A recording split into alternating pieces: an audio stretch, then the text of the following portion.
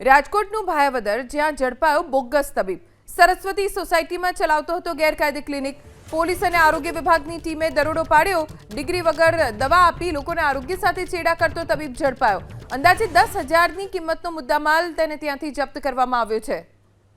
ભાયાવદરમાં bogus તબીબ ઝડપાયો છે સોસાયટીમાં તે ગેરકાયદે ક્લિનિક ચલાવતો સરસ્વતી સોસાયટીમાં તેનું ક્લિનિક હતું પોલીસ અને આરોગ્ય વિભાગની ટીમે જ્યારે દરોડો પાડ્યો તો ત્યાં કોઈ પ્રકારની ડિગ્રી આ ડોક્ટર પાસે ન હોવાની જાણ થઈ ડિગ્રી વગર દવા આપીને કેટલાય લોકોના આરોગ્ય સાથે તેણે ચેડા કર્યા